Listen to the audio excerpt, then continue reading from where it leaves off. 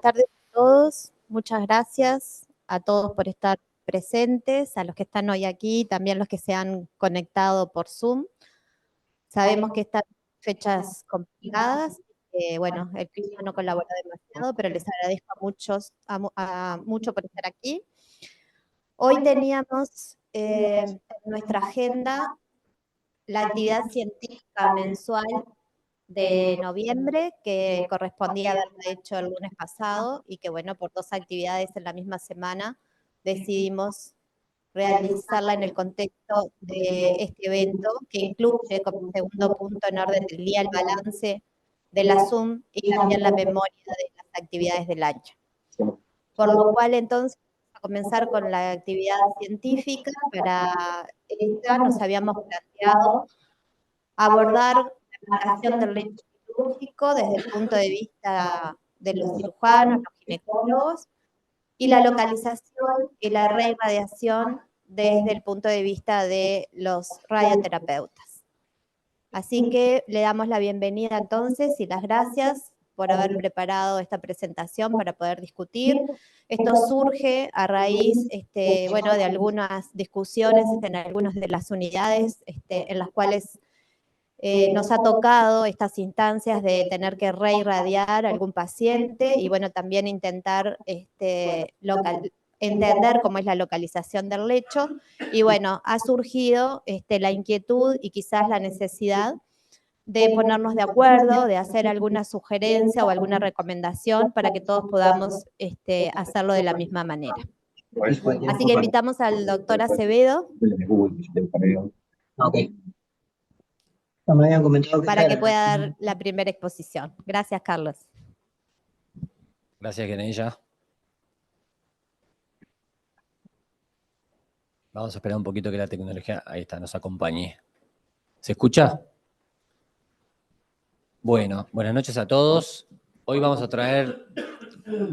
poner en la palestra un tema que a nuestro criterio está subtratado en todo lo que es webinars y congresos quirúrgicos, que es, perdón que toque acá, ahí está, que es la marcación con clips del lecho tumoral. Para hablar un poquito de lo que es este tema, vamos a tener que adelantarnos, ir hacia adelante en el tiempo, semanas o meses después de la cirugía, para analizar un poco cómo hacen los radioterapeutas para planificar la radioterapia postoperatoria y fundamentalmente cómo hacen para planificar el boost que le van a dar al lecho quirúrgico. Básicamente, después va a haber doctores radioterapeutas, y hay también en la audiencia podrán aportar alguna cosa más. Yo voy a decir algo muy básico. Son 3 las maneras que se usan habitualmente para delimitar el lecho quirúrgico, el lecho tumoral para planificar el boost. El primer método es la cicatriz operatoria. El segundo método es el uso del seroma o la cavidad quirúrgica. Y el tercer método, más, digamos, que surgió más recientemente, es la marcación con clips. La marcación con la cicatriz operatoria, guiándose por esa cicatriz, es una técnica que se usó mucho tiempo, pero ahora estamos en la era de la cirugía oncoplástica, y eso plantea cada vez más problemas de coincidencia entre lo que es la cicatriz y lo que es el lecho quirúrgico, porque uno de los preceptos de la cirugía oncoplástica es utilizar cicatrices de baja visibilidad, y eso hace que muchas veces, como se ve en este caso en la foto, la cicatriz no va a coincidir con lo que es la situación donde estaba el tumor, o sea, el lecho quirúrgico. Acá vemos un caso de una paciente que se va a abordar un tumor que está en el sector medio del radio de la hora 12, con una técnica que se llama un block, y que lo que hace es utilizar el abordaje periareolar mientras que el tumor está en la hora 12. Y cuando terminamos la cirugía, esta es la situación de la cicatriz operatoria o de la herida quirúrgica, y está, como vemos ahí, alejada de lo que es el lecho. O sea que si usamos acá en este caso la cicatriz para planificar, no vamos a poder calcular con precisión el boost. La otra herramienta que se usa también es la cavidad o seroma, y también tenemos el tema de que la la era de la cirugía oncoplástica, lo que hace es 2 obstáculos pone para esta técnica. El primero de todos es que cada vez los cierres son más herméticos, los espacios muertos se dejan más cerrados, el seroma idealmente es cada vez más chico o inexistente a veces. Y también pasa que este seroma puede reabsorberse en pocas semanas y es más frecuente que se reabsorba cuando la radioterapia se aplica muchas veces luego de la quimio, que pasan semanas o meses para planificar la radioterapia. Acá tenemos un ejemplo de cómo se ve un seroma y hay que saber que existe una escala que se llama seroma score que clasifica a la visibilidad del seroma en una escala de 0 a 5. Es decir, acá tenemos 2 ejemplos. Tenemos un seroma score de 5, que es el máximo, donde el seroma es fácilmente identificable con bordes netos, y ahí el clip no sería necesario porque se ve perfectamente cuál es la cavidad quirúrgica y por lo tanto cuál es el lecho. Y abajo tenemos otra foto en la cual el seroma score es 1, no es 0 porque se ve una cicatriz, una sombra, y 0 cuando no se ve nada. Y ahí en este caso es difícil calcular dónde claramente estaba el lecho, y ahí es donde adquiere fundamental importancia el uso de los clips quirúrgicos. Y el tercer método, entonces, que vamos ahora estábamos adelantando, es la marcación con clips, que tiene una doble utilidad para el cirujano. Por un lado, en realidad es para el radioterapeuta la planificación de la radioterapia, pero sí sirve también en el momento que el cirujano decide muchas veces ir a reoperar al paciente de cirugía conservadora y radicalizar márgenes. Es difícil a veces saber que estamos dentro de la cavidad inicial para encontrar los márgenes. Y entonces los clips, si están bien colocados en los márgenes, nos hacen notar que estamos en el lugar, que estamos en el sector de márgenes quirúrgicos, y por lo tanto la radicalización va a ser más precisa, digamos.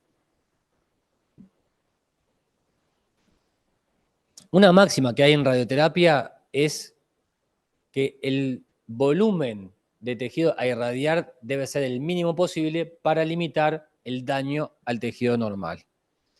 Y en ese sentido, acá voy a mostrar 3 trabajos. Los 3 muestran cuál es el efecto de utilizar clips en el área irradiada, en el lecho quirúrgico, y cómo producen todos reducción del área irradiada. Tenemos un trabajo de Australia, Lewis 2015, que muestra que con el uso de clips quirúrgicos se logra, los radioterapeutas al momento de planificar, logran una reducción del 38% volumen irradiado. Tenemos un trabajo brasilero de Méndez 2018 que muestra resultados similares, 36%, y un trabajo alemán de Ebner que no muestra un porcentaje de reducción, sino que midieron lo que es el campo irradiado y se disminuye su diámetro, su radio, perdón, en 1 centímetro cada vez que se utilizan clips. Y este es un trabajo muy interesante, que es un trabajo de Hipólito, italiano, del año 2014, que lo que se hace es hacer un paciente que se va a operar, antes de que se opere el paciente, se hace una simulación prequirúrgica con tomografía, teniendo el tumor en su lugar. Se marca dónde está el tumor, luego que el paciente se opera, se hace la planificación postquirúrgica basada en seromas o clips o lo que haya, y se compara con la ubicación original del tumor para saber cómo hay una intersección o no del volumen donde estaba el tumor originalmente y donde se planificó la radioterapia con la ayuda de las guías.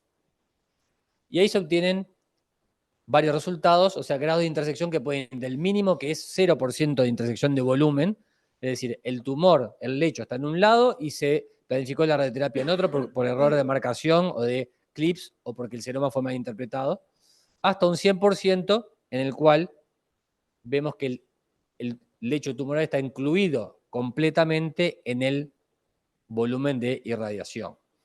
Y después tenemos resultados intermedios donde hay inclusiones parciales, intersecciones parciales de menos de 50 o más de 50. Y acá vemos, primero, que lo que nos sorprende al ver este trabajo es la poca intersección que hay normalmente promedio. Este trabajo mostró un promedio, como se ve acá, de 45% es el promedio que se obtuvo en este trabajo de intersección. O sea que habitualmente la mitad del lecho queda fuera del campo de radiación. Eso número uno, de este trabajo, ¿no? Después los radioterapeutas nos comentarán si eso es lo habitual o no es lo habitual. Estamos comentando este trabajo. Cuando había menos de 6 clips, que puede ser 0 clips, 1 clip, 2 clips o 3, el volumen de intersección era 20%, y cuando había más de 6 clips o más, perdón, el volumen ascendía a 70%. Es decir, que este trabajo lo que demostró es que claramente a más clips, mejor delimitación del volumen y más volumen de intersección y mejor planificación del boost. ¿Cómo se colocaban los clips en ese trabajo? En ese trabajo se tomaba una colocación como si fuera un cubo. Es decir, la recomendación que hay generalmente es colocar los clips en el margen, no en el pectoral. Colocarlos uno en el margen superior, otro en el margen inferior, uno en el medial, otro en el lateral, y después uno en el fondo del lecho, sea el pectoral si corresponde y el tumor estaba tocando el pectoral, o en el fondo del lecho real, que es más superficial si el tumor no llegaba hasta el pectoral, que ahora lo vamos a ver en otro dibujo. Y ahí ya irían 1, 2, 3, 4, el del fondo 5, e incluso en este trabajo que había 6 clips, se ha recomendado colocar uno en el cierre, en lo que sería la parte más superficial del lecho. Lo cual es complicado porque estamos cerrando y tendría que ir un clip ahí en el cierre. Acá tenemos un diagrama que muestra a la izquierda dónde está el tumor ubicado en su horizontal, que está alejado del pectoral, como se ve acá, no está en la profundidad. Y mucho tiempo lo que se hizo es, primero se utilizaba lo que es la cuadrantectomía clásica, es decir, resecar el volumen de mama con piel y aponeurosis, aunque el tumor no llegara hasta el fondo, se resecaba hasta el pectoral y se marcaba el fondo del lecho, es decir, en el pectoral y sus alrededores se colocaban los clips con la imagen que tenía uno de que la radiación venía así de frente y que le iba a enfocar a los clips, no pensando que esto era una cosa tridimensional como realmente lo es y como se hace en campos tangenciales. Lo que realmente está recomendado es esto. Si el tumor estaba a nivel de la línea, marcar a nivel de la línea y colocar un clip en el fondo del lecho real, no como acá, que se coloca lejos del lecho real. Y hoy día no se utilizan ya tanto las resecciones profundas que siempre deben llegar a la aponeurosis, sino que muchas veces llegan, otras veces no llegan. Acá tenemos uno de los pocos dibujos, esta imagen me la cedió la doctora Elisa Núñez, es una de las pocas imágenes que he logrado encontrar en libros o artículos que muestren un diagrama, un dibujo de cómo se deben colocar los clips. Acá tenemos un corte transversal de la mama, donde vemos el lecho tumoral y cómo se colocan los clips que dije recién, más el profundo, más el superficial serían 6. Y acá tenemos una vista frontal, donde se ven los clips colocados antes de aproximar el disco mamario. Nada mejor para ilustrar este tema que un caso clínico que demuestra la importancia de la buena colocación de clips. Tenemos una mujer de 51 años que consultó en el año 2018 por un tumor palpable en la mama izquierda y que tenía axila positivo. Acá se ve el tumor en el cuadrante superoexterno de la mama izquierda. Y como se ve, si nosotros nos fijamos, el pectoral está más atrás, está a varios centímetros del pectoral ese tumor. Se ve que no está en contacto con el pectoral. Por su situación, su inmunofenotipo, etc., se decidió en su momento hacer neoadyuvancia, cirugía conservadora, y en esa época no había todavía centinela para post-neoadyuvancia, no existía el TAD ni nada de eso, y lo habitual era hacer vaciamiento axilar, que fue lo que se hizo. Entonces, esta es la imagen que estaba mostrando, es la imagen post-neoadyuvancia. La masa densa de 20 milímetros de diámetro en el sector distal de la radiola 3, persisten calcificaciones en su interior y no se observaban adenopatías axilares en su momento. Igual se planificó el vaciamiento porque se hacía en ese momento de esa manera. Pero entonces quiero que se queden con esta imagen del nódulo que está lejos del lecho tumoral. Se hizo la cirugía post-neoadyuvancia, se abordó el cuadrante superoexterno con una resección habitual, como se hacía antes, con piel y aponeurosis. Se reposicionó también la areola. Y la anatomía intraoperatoria mostró un lecho de 25 milímetros, lejos de todos los márgenes. Se colocaron clips en el lecho. No hay detalle de dónde se colocaron en la descripción. Clips en el lecho era lo habitual. Se hizo un vaciamiento axilar de 3 niveles y se reconstruyó la mama con Vicryl, se dejó un drenaje aspirativo. Se reposicionó la areola como se hacía habitualmente, o se hace habitualmente muchas veces en estos casos.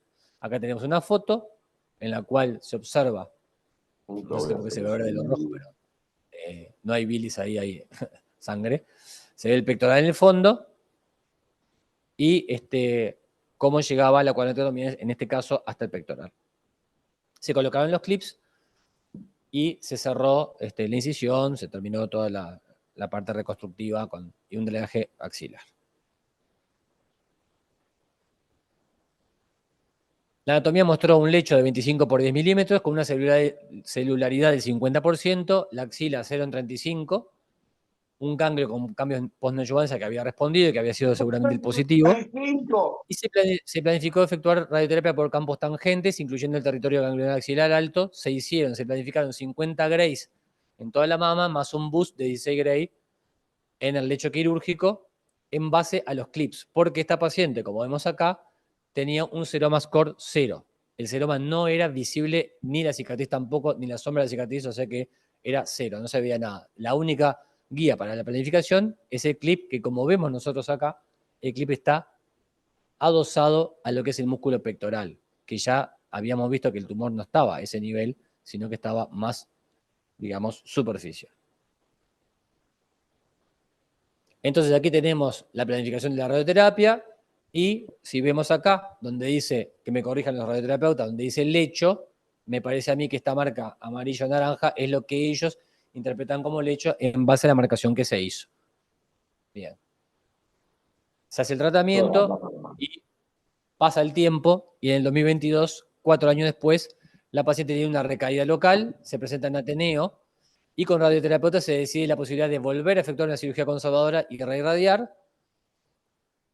Se efectúa la resección con conservación mamaria. En ese momento todavía no había noción de lo que sucedió, pero después, en el momento de planificar la reirradiación, se vio que el sitio de la recaída es el mismo sitio que el tumor original y que está el lecho quirúrgico topografiado anterior con los clips lejos de ese lugar. O sea que la sospecha que se tiene en este caso clínico es que aquí era donde tenía que haber estado la marcación y la planificación del lecho y los clips, y estaban acá y se hizo el boost en esta zona y no se hizo en el lugar donde debía haberse hecho, y por lo tanto se puede presumir que la recaída puede haber tenido relación con la ausencia del boost adecuado. Entonces, ¿qué aprendizaje nos deja este caso? Primero que nada, que la marcación de clips puede ser indispensable para el radioterapeuta en la ocasión en que el seroma o la cicatriz no sea visible, o sea que tenemos que saber y ser conscientes que no siempre el radioterapeuta tiene otros elementos para planificar que no sean los clips. A veces el seroma no se ve y, como dijimos, la cicatriz es muy precaria la localización. Y la localización imprecisa de los clips puede llevar a un error en la planificación del bus, lo cual disminuye el volumen de intersección, y en esta paciente, teniendo en cuenta el esquema que habíamos visto hoy, tuvo un 0% de intersección de volumen. O sea, el lecho estuvo en un lado y el campo irradiado estuvo en otro absolutamente. Y eso aumenta las chances de recaída. Finalmente, quería nombrar o dar 2 palabras sobre las nuevas tecnologías para delinear lecho tumoral, que las hay y que están en testeo o en evaluación, que son materiales generalmente reabsorbibles que tienen clips adosados. Acá tenemos un material de la derecha que es el Biosorb, un material rígido que tiene como una espiral de polímero que se reabsorbe luego y que tiene los clips adosados, y que la cavidad se cierra arriba de este dispositivo, y que, bueno, está en evaluación, mejora según mucho trabajo la planificación, pero da problemas quirúrgicos, como por ejemplo en pacientes que tienen tumores muy pequeños y que no se palpaban, sienten un tumor, el paciente se queja y a veces quiere que se lo saque. O sea que es una tecnología que está en evaluación, igual que este otro, que es un filamento, el Veraform, un filamento blando que tiene marcadores radiopacos que se deja como si fuera una guirnalda de Navidad puesta adentro de la cavidad. Son todas tecnologías de innovación que pretenden mejorar un poco lo que es la localización del lecho, pero a mi criterio no tienen demasiadas ventajas con la colocación que acabamos de decir de los clips. Y para cerrar esto, hay pocos consensos sobre los clips. Uno de los más completos es el canadiense, de colocación de clips para el lecho tumoral, y hay 2 tipos de recomendaciones, una dirigida a los cirujanos y otra dirigida a los radioterapeutas. La de los cirujanos recomienda la colocación de por lo menos 4 clips, uno en cada margen, medial, lateral, superior e inferior, más otro en el margen posterior, teniendo en cuenta que el pectoral solo si corresponde, es decir, si el tumor estaba en contacto o cerca del pectoral. Y los cirujanos deben evitar usar clips para hemostasis en otro sitio de la mama porque eso puede llegar a dar confusiones al radioterapeuta en el momento de la planificación. Y las recomendaciones para los radioterapeutas son sobre todo dirigidas a la cirugía oncoplástica, que como sabemos mueve grandes volúmenes de mama de un lado para otro y no siempre el lecho está ni abajo de la cicatriz, ni donde parece estar, ni tampoco los clips van a marcar exactamente el lecho porque a veces se desplaza mucho la mama. Entonces, recomienda que tanto los médicos como los técnicos radioterapeutas tengan conocimiento básico de qué técnicas oncoplásticas se utilizan en su institución y si tienen alguna duda le pidan algún diagrama, una explicación al cirujano para tener familiaridad y que cuando se hagan cirugías oncoplásticas de nivel 2 y 3, que son, por ejemplo, las cirugías reductoras o que tienen mucho desplazamiento, los radioterapeutas se les recomienda considerar cuidadosamente el valor del boost y si tendrá efecto o no, y si estos pacientes son elegibles para irradiación parcial, porque la localización del boost en estos casos de cirugía oncoplástica 2 y 3 y reductora, por ejemplo, es muy imprecisa y el efecto que tiene el boost en estos pacientes que tiene un desplazamiento tan grande de las partes y que a veces los márgenes quedan separados, no está muy claro.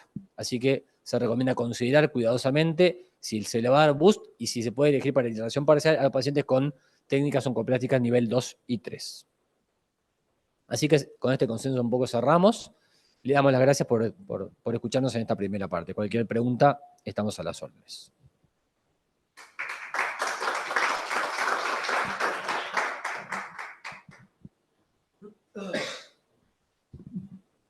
Aprovecho a felicitarte por la charla. La verdad que me levantaste un centro bárbaro. Parece que nos hubiéramos coordinado porque voy a hablar justamente de esas cosas, ¿no? Saco 4 cosas importantes del caso clínico, ¿no? Primero, la importancia de la marcación. Creo que nos convenciste a todos cómo localizar los clips y la importancia que tiene, ¿no? Segundo, la importancia del bus en radioterapia, porque tuvimos una recaída por radiación, pobre radiación en una zona, ¿no? Y ahí recae la paciente, ¿no? Entonces también la importancia del bus en radioterapia. Tercero, porque tú nombraste ahora la reirradiación. Y yo voy a comentar algo de reirradiación, que es un tema bastante importante, pero ¿cómo hacerla la reirradiación? Para estar 100% seguros del lecho quirúrgico. Entonces tú nombraste ya la pasada la irradiación parcial de la mama, y nosotros vamos por ese camino cuando reirradiamos, ¿no? Irradiar únicamente el lecho quirúrgico, ¿no?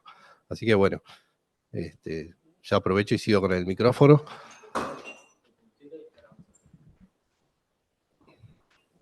Para adelante. Ahí está. Aprovecho a agradecer a la doctora Santander por la invitación a la jornada y bueno, compartir con ustedes un poco de lo que es la localización en mama y reirradiación en cáncer de mama. Esto es de introducción, todos lo sabemos, la importancia que tiene la radioterapia y el beneficio que ha mostrado en todos estos años en aquellas pacientes donde se realiza cirugía conservadora, ya sea con ganglios negativos o con ganglios positivos, en el control local y en la sobrevida de las pacientes, ¿no? Pero todo esto se puede llegar a caer en aquellos casos donde no tenemos una exactitud en la marcación de nuestros campos de tratamiento, ¿no? Entonces, primero hablar si es importante el BUS y si es necesario el BUS en radioterapia, ¿no? ¿Qué es el BUS? Es eso, es aumentar la dosis a nivel del lecho tumoral y disminuir las recidivas locales. Sabemos que un alto porcentaje de recidivas son en el lecho. Entonces ahí es donde, por eso se justifica la utilización del BUS.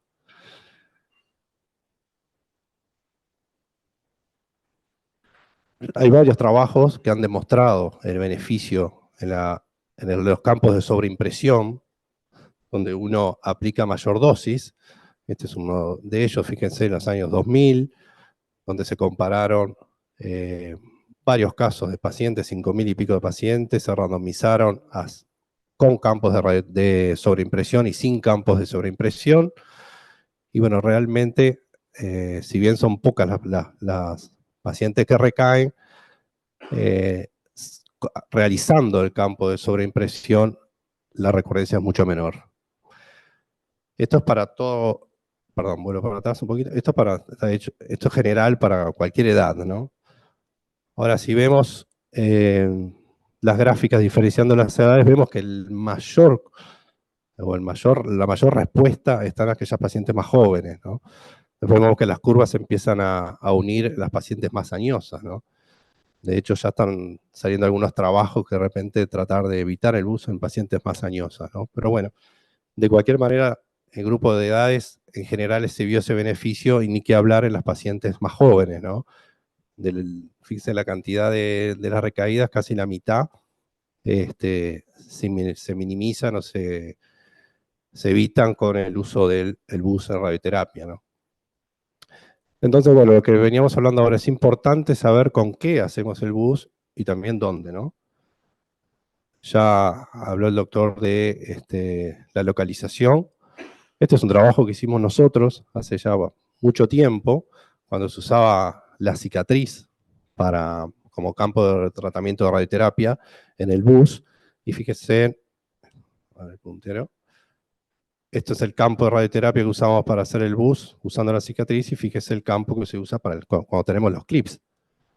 Entonces, comparando, veíamos que realmente estamos irradiando mucho volumen de más, ¿ah? Y había poca coincidencia en lo que era el marcado con clips y con la cicatriz. Lo mismo pasa cuando usamos la ecografía, ¿ah? La ecografía la seguimos utilizando, la cicatriz ya prácticamente no se usa. Y si comparamos la cicatriz, el uso de la ecografía con el uso de los clips, vemos que, perdón, la cicatriz con la ecografía, vemos que tampoco hay mucha coincidencia y hay también volumen de más y volumen de menos, inclusive. Si comparamos la ecografía con los clips, bueno, ahí ya empezamos a ver bastante más coincidencia, ¿no? Entonces ahí es que surge, fíjese, que es fundamental el uso de los clips con tomografía para el marcado del bus. Y la ecografía, en algunos casos, cuando no tenemos clips, porque realmente, a pesar de la época que vivimos, hay pacientes que nos llevan sin clips, y bueno, a veces nos vamos a tener que guiar por la ecografía y el seroma, ¿no? Pero fíjense cómo están colocados acá los clips, ¿no? Y esta es la realidad cuando nos llegan la mayoría de los pacientes. Los clips están puestos en la pared. No hay una distribución. Entonces ahí tenemos que empezar a guiarnos por alteraciones, seroma, en el caso de cuando se vean. Y el área vendría a ser esta, ¿no? No vamos a marcar acá la pared, por supuesto, porque ya sabemos que ahí no está la enfermedad. Este sería el lecho operatorio, ¿no? Pero bueno, no es un lecho 100% seguro. Y ahí es donde pueden aparecer las incertezas, ¿no? ¿Y con qué podemos tratar el lecho operatorio? Hay distintas opciones. Esta es la más clásica, el tratamiento 3D que hacemos. Acá este es un tratamiento de la mama, una planificación. Y esto vendría a ser el campo sobre impresión. Acá sí se ven, no sé si llegan a ver que está el clips más en el lecho real.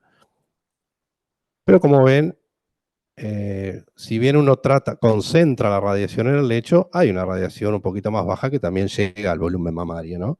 Esto de algunas maneras nos da un poco de seguridad porque si no está tan preciso el área, de alguna manera estamos irradiando una menor dosis, pero estamos irradiando. Pero también puede traer efectos colaterales mayores en lo que es la piel, ¿no? Esto es un poco las dosis que usamos. Hoy estamos usando mucho los hiperfraccionamientos, entonces el bus se puede hacer en 4 sesiones, en 8 sesiones, que es lo más convencional. Cuando utilizamos electrones, es otra posibilidad de realizar el bus. Acá generalmente es un campo directo, nunca se hace en campo tangente con electrones, y ahí la energía va a depender un poco de la profundidad, pero bueno, la piel también sufre un poquito más porque tiene solo una puerta de entrada, a diferencia de los otros campos que pueden tener varias puertas de entrada. Pero bueno, se utiliza las dosis, usamos las mismas dosis, la energía va a depender de la profundidad del tumor.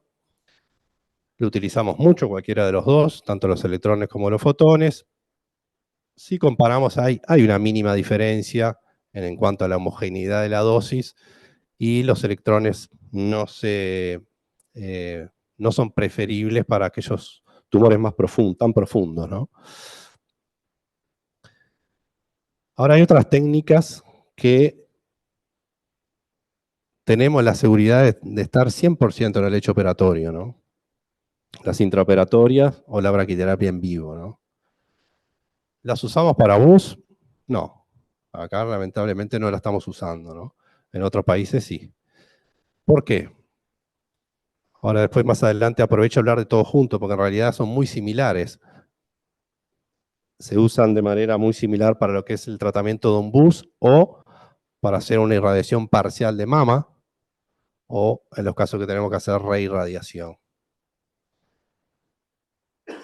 La intraoperatoria seguramente ustedes la conocen muy bien, se puede hacer con fotones, es una fracción única, se puede utilizar como tratamiento único para parcial de mama o como tratamiento también de reirradiación o como bus. Se hace el bus primero y después se hace el tratamiento del resto de la mama, ¿no? Lo mismo con electrones, una técnica muy similar, usa dosis muy parecidas.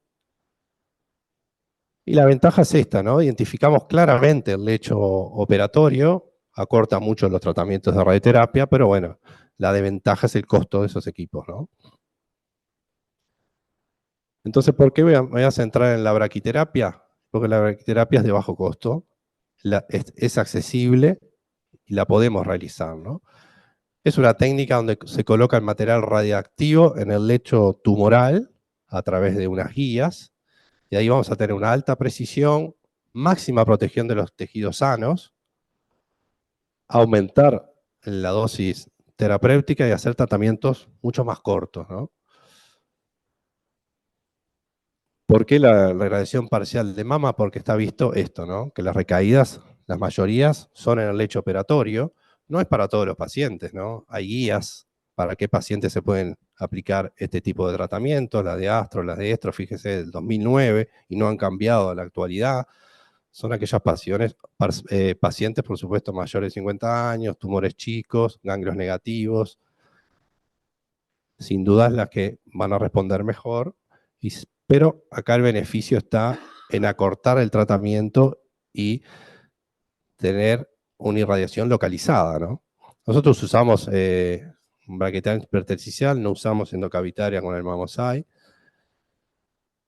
y se realiza a través de la colocación en el lecho operatorio de multicatéteres. Acá, un poco exagerado el que hizo esta braquia, porque hay muchos catéteres que no se van a usar, están totalmente fuera de lo que va a ser nuestro objetivo terapéutico. A veces porque pongas mayor cantidad de catéter no vas a lograr una mejor homogeneidad de la dosis. Fíjense, acá hay mucho menos catéteres, y estos 4 catéteres son los que van a lograr la homogeneidad del campo de nuestro tratamiento. Y fíjense las dosis y los días, ¿no? Como bus, un día, por supuesto. Y como tratamiento radical, 4 días. Ahí terminó el tratamiento de la paciente, ¿no? ¿Cuál es el mejor momento para la colocación de las guías? Nosotros preferimos esto, colocarlo durante la cirugía. ¿Por qué? Porque vamos a tener el lecho claramente, si no vamos a tener que recurrir a los clips, y ahí ya el porcentaje de certeza puede variar. Es un único tratamiento quirúrgico, no tenemos que colocar en una segunda opción.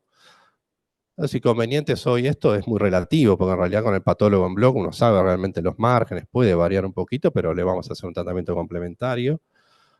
O sea que sin duda, la mejor instancia es en el momento de la cirugía, ¿no? Y bueno, estos son los protocolos que usamos. En realidad para PBI no, porque nunca hice una. Pero sí para reirradiación, que usamos los mismos controles de dosis, ¿no? Y ya entrando un poquito en reirradiación, ¿se puede hacer una reirradiación? Sí, es factible. Siempre no. Hay veces que no se puede hacer. ¿De qué va a depender? De las dosis que se recibió, de los volúmenes de tratamiento, del tiempo transcurrido de la primera radioterapia, de los órganos y los tejidos involucrados. Hay varios factores a tener en cuenta cuando uno plantea una reirradiación, ¿no? Estos son varios trabajos de reirradiación, ¿tá? Con braquiterapia, ¿no? Esto solo con braquia. Hay otros que reirradian con 3D, tratamiento convencional, o con, como le mostré hoy, con intraoperatorias, ¿no? O con electrones inclusive. Pero simplemente mostrarles que el control a 5 años es muy bueno, del 100, del 90%, y los efectos secundarios, grado 3, altos, son bastante bajos, ¿no? Esta es la recopilación de todos esos trabajos. En realidad yo mostré los de Braqui, pero hay con electrones, y son la mayoría, porque evidentemente hay mayor disponibilidad de electrones en el mundo entero, ¿no? Y la Braqui tiene un mejor control con respecto a si los comparamos con los electrones, con toxicidades bastante bajas. Entonces, yo creo que este es el punto, ¿no? En aquellas pacientes donde desean conservar la mama, poder ofrecerles un tratamiento de este tipo como de rescate, ¿no? Estos son pacientes nuestros de reirradiación. Colocamos los catéteres, 3, 4, 5, dependiendo un poco del lecho que necesitemos, y esta es la planificación tomográfica. Fíjese, la irradiación es bien localizada. Los órganos de riesgo, pulmón, corazón, la pared, la piel, están bastante alejados de lo que es la radiación, ¿no? Y acá no le vamos a radiar el lecho seguro, ¿no? Acá estamos en el lecho mismo, ¿no? Esta es para mostrarle ahí el catéter pasando por el lecho operatorio, la misma planificación. Y bueno, estos son nuestros pacientes, que la verdad que considero que son muy pocos, no da para hacer ningún tipo de experiencia de trabajo. Fíjense, todos los años, desde el 2015 que estamos haciendo Braqui, con alta tasa, ¿no? Esto es todo con alta tasa de dosis, 9 pacientes, por ahora todos en control, ¿no? Entonces, bueno, un poco la conclusión, creo que las herramientas las tenemos. Tal vez falte brindar información. Yo antes de entrar a la charla conversamos y mucho, ¿qué es eso? ¿Y Braqui se hace acá? Sí, sí, se hace. Por eso, esa es culpa nuestra, ¿no? De no transmitir. Entonces creo que estas jornadas son más que importantes para mostrar lo que podemos hacer, ¿no? Capaz que la falta de coordinación en algunos casos seleccionados. A veces me llegan pacientes para reirradiar y digo, pucha, ¿por qué no me avisaron antes? Y yo habló con usted y poníamos los catetas. Ahora tengo que hacer otra radioterapia diferente que le va a servir, pero tal vez no sea la mejor, ¿no? Y por último, bueno, hay muchas técnicas que todavía lamentablemente no están incorporadas en el sistema mutual, ¿tá? Y bueno, la braquiterapia intersticial es una de ellas. Lamentablemente, las mutualistas no lo cubren, ¿no? Bueno, creo que con esto terminé, y simplemente para invitarlo a todos, marzo del 24 vamos a hacer un congreso de oncología integral de la mujer, y hay una mesa de mama, por lo tanto sería interesante que fueran. Va a llegar la invitación, por supuesto, si no llegó a la sociedad, ¿no? Muchas gracias.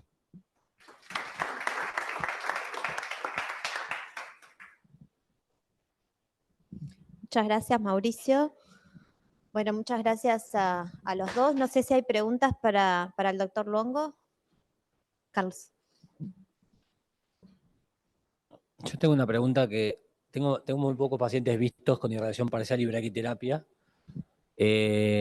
hay muy poco volumen, pero tengo una paciente en tratamiento que tuvo la siguiente complicación. Es una paciente que se ve le quedó un seroma pequeño, porque no habrá sido el lecho quirúrgico bien aproximado, y después de hacerle, era una radiación con braquiterapia.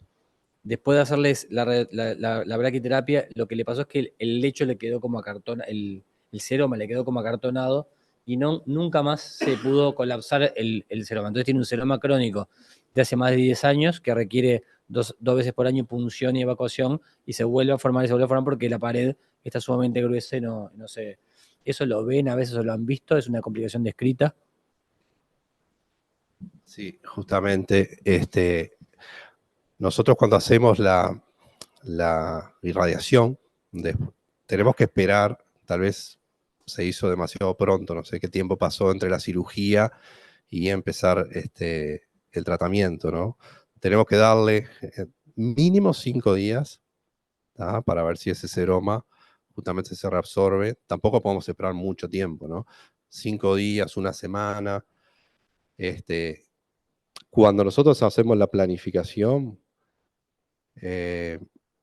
ahí vemos si tiene el seroma o no, para tratar de no hacerle el tratamiento, ¿no? Pero bueno, a veces los tiempos te apuran y no tenés más remedio que hacerlo. Inclusive después de la braqui, yo no sé si lo puse, se ve un aumento del seroma, ¿tá? Como que aumenta, no sé a qué es lo que viene, a qué es lo que se debe, pero hemos visto no solo en mama, sino en otras localizaciones que se incrementa. En este caso, en la mama generalmente no se deja drenaje, ¿no? Pero capaz que sería una cosa a tener presente, ¿no? En otras localizaciones que hemos hecho, en sarcomas, por ejemplo, de partes blandas, les dejamos el drenaje. Después que termina todo el tratamiento, se retiran los catéteres y se retira el drenaje, ¿no? Para evitar justamente esto, ¿no? ¿Qué pasó? Pero sí está descrito. Y aprovecho y te hago otra pregunta operativa que nos la hacíamos con la doctora Santander hoy. En la era de la planificación que hacen ustedes ahora con tomografía, todo eso, ¿hay que pedir eco para ver el seroma o la ven ahí en la tomo? No, sí. No. Eco lo haces en el caso cuando tú haces la tomo y no tenés clips, podés llegar a pedir una eco como para que te ayude a localizar, ¿no? Pero si en la tomografía tenés los clips, no la pedimos. Salvo que nos quede alguna duda, ¿viste? Pero como en estos clips que vimos que están en la pared, a veces realmente es difícil, ¿viste? Marcar el hecho, ¿no? Entonces, yo no sé si la ecografía ahí te va a ayudar, no creo. ¿El seroma? No creo. No creo, por eso en ese caso tampoco te ayudaría una ecografía. No la estamos pidiendo, ¿eh? La que sí usamos, perdón, lo que usamos muchas veces es la mamografía o la ecografía prequirúrgica, ¿no? Exacto. Lo que pasa es que como tú hablaste hoy, con las cirugías hay tanta remodelación hoy que cambia eso, ¿no? Cambia.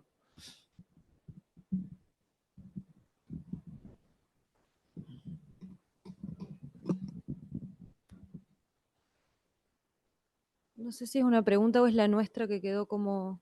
Sí. Una consulta para el doctor Luongo. ¿Es planteable la braquiterapia fuera de Montevideo, en el interior? ¿Se podría coordinar?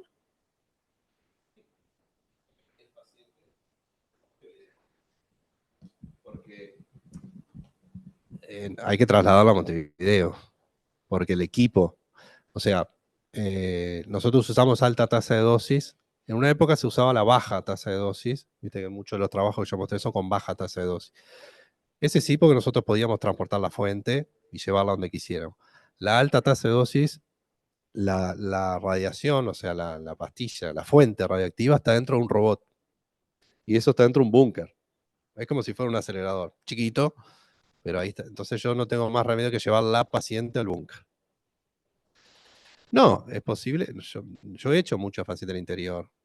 Vienen al sanatorio americano, se colocan los catéteres, se hace, son 2 o 3 días y después se vuelve, ¿no? Es ambulatorio, ¿no? O sea, vamos a bloc a colocar los catéteres. Después la paciente se va a su casa.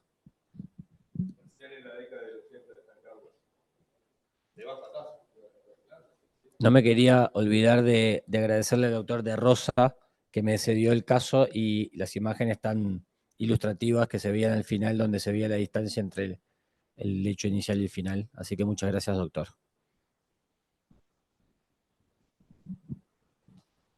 Yo le quería preguntar al doctor Longo, porque me da la sensación de que estamos lejos de un método de marcación ideal de lo que es el lecho tumoral. Desde el punto de vista práctico quirúrgico, probablemente haya tantas marcaciones con clips como cirujano podemos ver en la sala, y después probablemente varíe con la técnica que utilicemos para el cierre. Probablemente si nosotros en un lecho tumoral colocamos 4 clips en los puntos cardinales, al hacer el cierre se aproximen. Y ustedes lo que vean después en la tomografía es un acúmulo de los clips en relación al cierre del lecho. ¿Ustedes qué medida o qué tamaño toman en cuenta a la hora de hacer esa irradiación? Porque la distancia entre los clips, el volumen tumoral inicial, ¿cómo planifican eso? Yo alguna foto mostré ahí de, nunca dibujamos los clips como son, uno al lado del otro, ¿no? Nunca. Ese marcado estaba muy mal marcado, ¿no? O sea, siempre hay que dejar un margen. Nosotros tomamos el tamaño inicial de la lesión como punto de partida. Si el tumor medía 2 centímetros, el área nunca va a tener menos de 2 centímetros. ¿Tá? Porque es un lecho. ¿Tá? Y a eso a veces le dejamos un margen dependiendo de la tecnología que tú cuentes para hacer el tratamiento, ¿no? Entonces, los clips es una guía, no es el lecho, es una guía. Después nosotros tenemos que ver el resto, ¿no? A veces tenés los clips y tenés el seroma. Y a veces tenés clips y una área de fibrosis, digo. O sea, no precisamente el lecho son los clips. Siempre es una guía. Y generalmente tomamos, como te decía recién, la mamografía o la ecografía preoperatoria para más o menos tener una idea del tamaño del lecho que tenemos que tener. Igual, no sé si viste la foto, cuando uno planifica y concentra la radiación en un sector, igual siempre tenés una radiación un poquito más baja alrededor. Eso de alguna manera es el que dibujamos. No, los clips con un margen. Nunca son los clips exactos, ¿no? Porque como vos decís, de repente juntás, ojo que nos pasa que a veces que los clips migran, y yo no me voy a ir hasta el otro clip que migró a marcar el lecho operatorio, sino me queda 10 centímetros. Porque los clips, varios clips migran, a veces marcan en la axila, puede ser, que marquen en la axila, pongan clips en la axila o algún marcador, ¿eh? Claro, entonces digo, uno tiene que conocer al paciente y guiarse, ¿no? Pero muchas veces cuando vienen después de la quimio, que pasaron muchos meses, ¿no?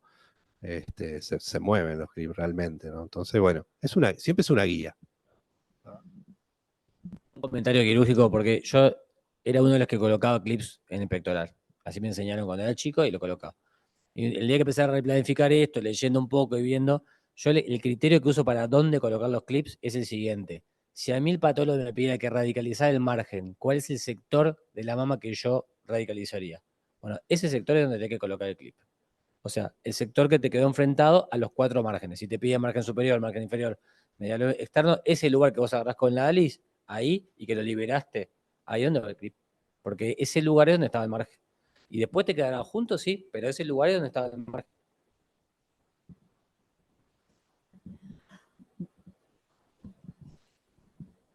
Te quería preguntar, Mauricio, porque digo, si todo esto que tiene una dosis de opinión personal, donde pareciera que hay muchas formas diferentes, no estandarizadas de marcar el lecho, perdón, con clip, en esta era donde hace poco salió el ACOSOC 111.02, que avala como gol estándar la cirugía conservadora para tumores múltiples, pasamos a tener ahora quizás 2 zonas para tumores multicéntricos. Si ya has tenido experiencia y cómo organizás para poder hacerle bus a una zona de la mama que ahora va a estar separada de otra. La verdad que no me ha tocado. Pero es verdad lo que tú decís, que también es operador dependiente, ¿no? Entonces, como hay cirujanos que colocan de distinta manera los clips, hay radioterapeutas que marcan diferente. Y ya hay varios trabajos que han demostrado, le ponen los clips y tenés que marcarlo y realmente marcan distinto. Unos marcan menos, unos marcan más. Bueno, eso fue así y va a seguir siendo así, ¿no? No creo que eso tenga solución. Con respecto a la pregunta en sí, no me ha tocado, pero yo creo que usaría el mismo criterio, ¿no? Si tú me marcas 2 zonas,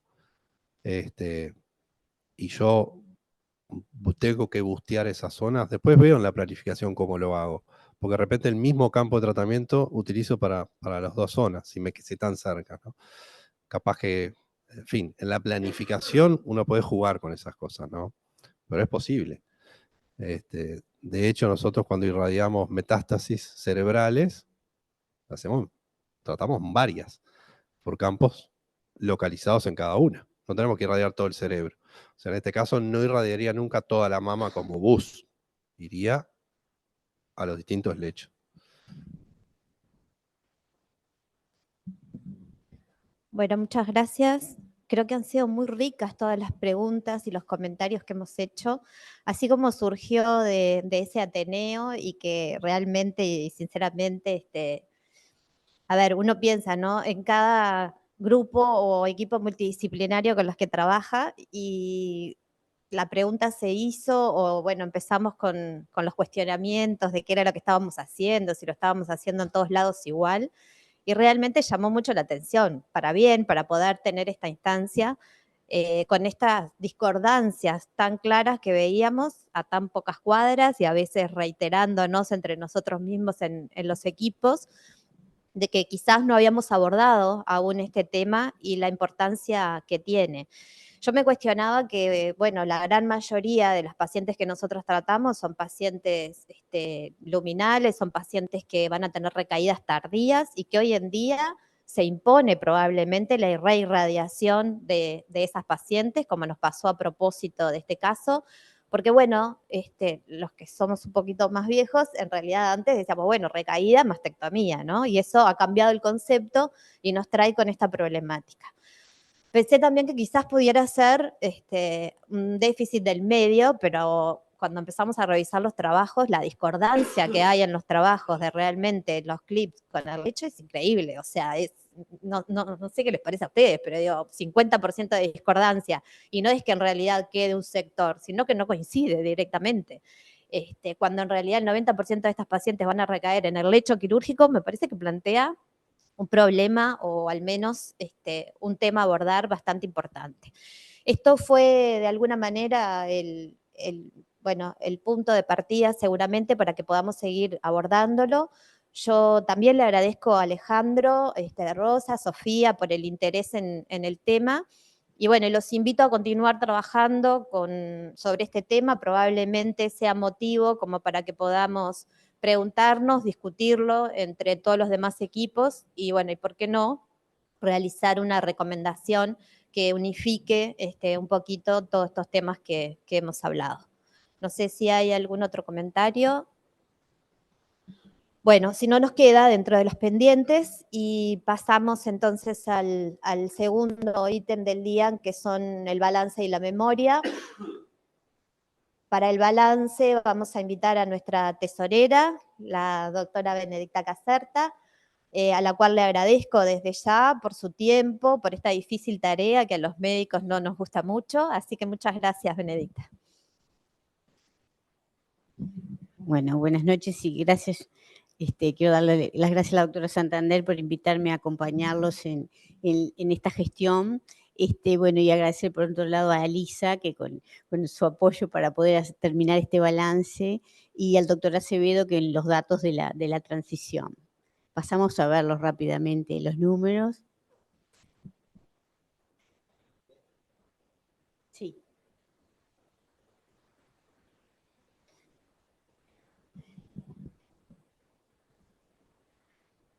Creo que es, el balance en pesos,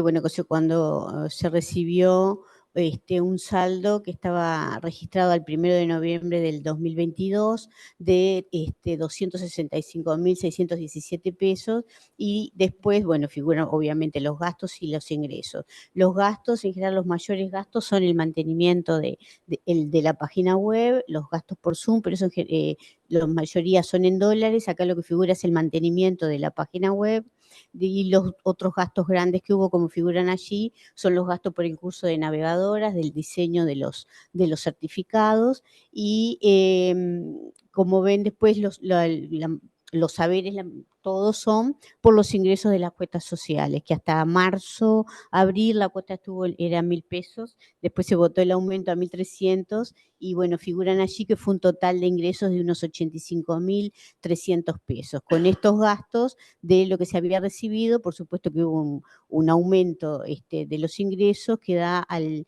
día del 29, que fue el día que se cerró, de 328.593 pesos, que andan alrededor de unos $8.000 también, ¿tá?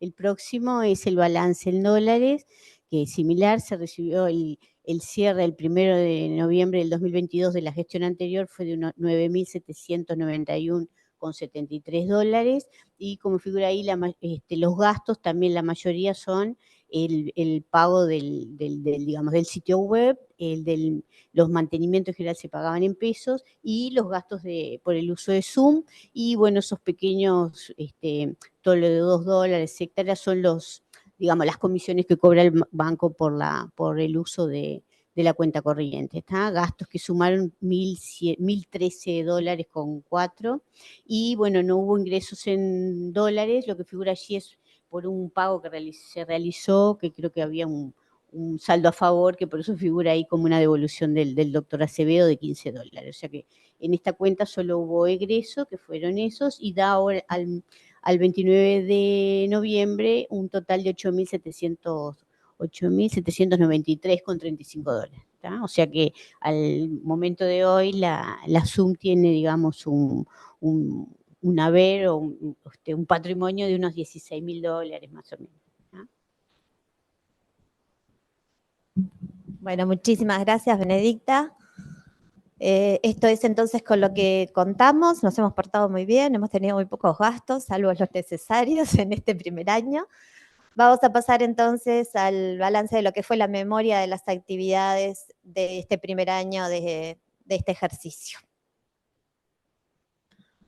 Bueno, las autoridades del ejercicio 23-24, esto simplemente lo recuerdo, todos sabemos quiénes estamos formando la directiva, pero bueno, simplemente porque muchas veces nos pasa de que hay veces que forman algunos colegas o doctores que no concurren, o que no vienen, o que no participan. Esta ha sido una directiva muy participativa y eso nos alegra mucho. Y por lo tanto le doy las gracias a todos por cada uno de los apoyos que hacen al trabajo y a la labor de este ejercicio. Siguiente. Nada, recordar nada más la formación del grupo de WhatsApp de la directiva que se hizo, como habíamos hablado, luego de pasar a la semana de carnaval, como todos los uruguayos, y el 1 de marzo fue cuando se creó el grupo para comenzar a trabajar, donde fijamos las reuniones con los días y la hora que nos convenía a todos, y las cuales fueron en su gran mayoría virtuales. El 1 de marzo, entonces, comenzamos con el trabajo, con una actividad de la directiva de la Zoom, en la cual nuestra activa secretaria escribe lo que son las órdenes del día de cada una de la reunión de las directivas. Luego, esto nos llega a todos por medio de un correo electrónico, donde en realidad recordamos cuándo va a ser nuestra próxima reunión, con el orden del día y el link y el ID del Zoom pertinente. En cada una de las actividades, y mientras tanto se preparan las minutas para la reunión que viene. Previo se leen la lectura de las minutas de la reunión previa, y hemos tenido una votación, por lo cual, bueno, también se cuentan con todos lo que son estos documentos de esta directiva, que lo tenemos también a disposición, y que son de material como para poder ver los temas que han sido de interés y los que nos han quedado también por resolver. Siguiente. Bueno, las actividades científicas de la sociedad han sido 9 desde marzo hasta el día de hoy, en una modalidad, como muestra la figura, la gran mayoría por Zoom, pero también presenciales. Las mismas se realizan prácticamente y frecuentemente los últimos lunes de cada mes, con un tiempo estimado de 1 hora y media, lo cual tratamos siempre de que se cumplan como para poder tener un orden. Y bueno, el desafío de tratar de contar con la mayoría de los participantes, dependiendo lógicamente de cada uno de los intereses según el tema que se aborde. En esto ha sido variante, pero estamos muy contentos porque hemos tenido una participación en la gran mayoría de las actividades muy numerosa. Siguiente. Las actividades científicas han sido pensadas y han contemplado de que tengan un abordaje multidisciplinario, que cada uno de los temas pueda representar también a cada uno de los integrantes y a sus allegados, o bueno, a sus temas como para discutir en su especialidad, pero bueno, de interés, por supuesto, para todos los mastólogos. Las mismas están todas colgadas en la página web y están disponibles porque, bueno, por si alguien las quiere rever o si no se pudo conectar en el día que se realizó. O sea que este es un material que incluso está también desde años anteriores y queda a disposición no solo de los socios de la sociedad, sino también de todo aquel que lo quiera valorar. Siguiente. Destaco la actividad científica de octubre, no solamente por el mes, sino porque fue una actividad que realizamos de forma presencial, pero en conjunto o coorganizada con otra sociedad, que fue la Sociedad de Oncología, que era uno de nuestros objetivos desde que iniciamos, de tratar de compartir estas actividades con otros colegas que tengamos el mismo interés. Siguiente. Dentro del mes de octubre se abordó el tema de la concientización, estuvimos presentes en muchas actividades, auspiciamos y recibimos también, cada una de las actividades que se realizaron tanto en Montevideo como en el interior. Siguiente. En otro rubro hemos participado en las recomendaciones del tamizaje que se están llevando a cabo para cáncer de mama en el PRONACAM. Nuestro representante es el doctor Febles. Hemos trabajado también en la directiva para la presentación de la propuesta de la sociedad. Hemos participado en todas las instancias realizadas hasta el momento, que han sido largas y algunas complejas.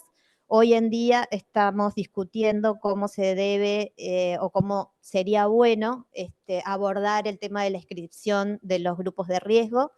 Y bueno, seguimos trabajando, creo que han sido instancias muy buenas y que tenemos que en algún momento, cuando esto tenga un cierre, poder volcarles a ustedes todo lo que de alguna manera hemos abordado en estas instancias. Siguiente.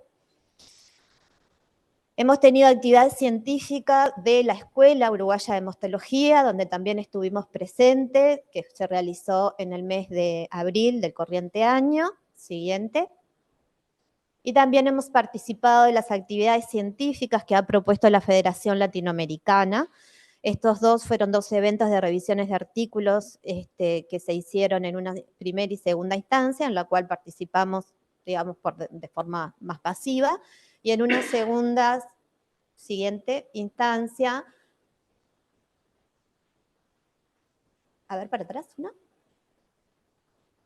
Bueno, quedó ahí. En una segunda instancia también tuvimos una participación mucho más activa en lo que fueron actividades plenarias cuando se abordaron algunos de los temas que nos convocaron para poder participar. Siguiente. Continuamos con el proyecto de navegación. Esta fue una foto que mostró el doctor Acevedo de los lugares donde, o los departamentos donde habían obtenido navegadoras con diplomatura, o bueno, en realidad con el curso que se realizó en el año anterior. Y esta es la foto también aquí, en Roche, de cuando se entregaron los diplomas a todas las participantes.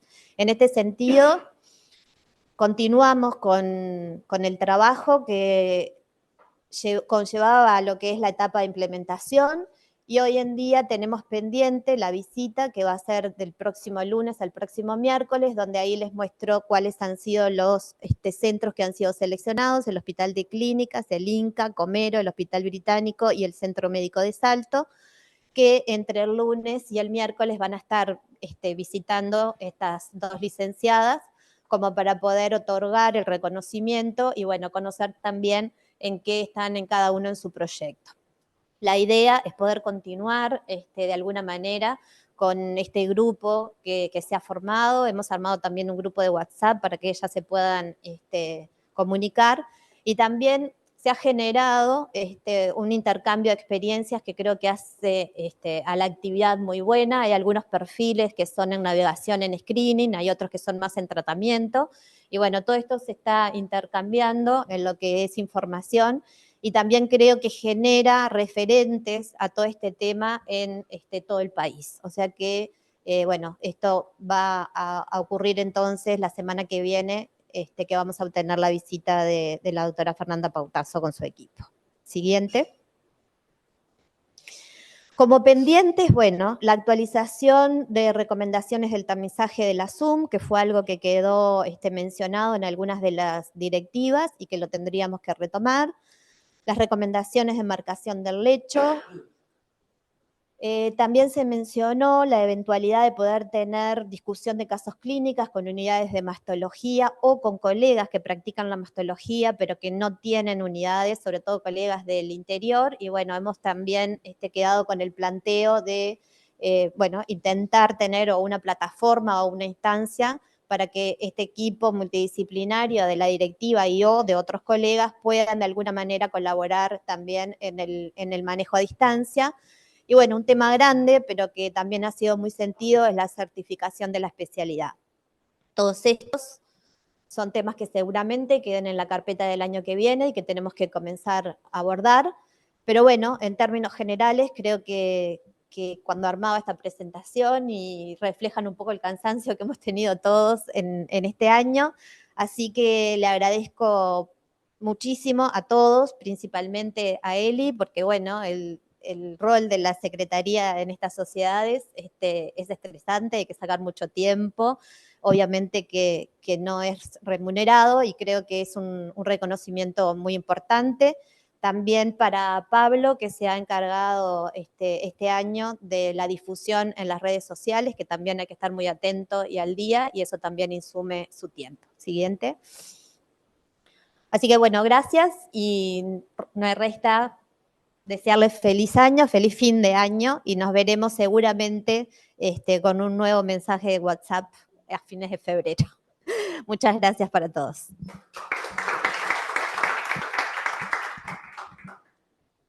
Muchas gracias, Roche, por recibirnos, y bueno, los invito entonces unos minutos más para poder hacer un cierre para los que estamos acá. Saludo a los que están conectados aún. Muchas gracias también por su participación. Y bueno, vamos a estar enviando nuevamente cuando empiecen las actividades. Muchas gracias.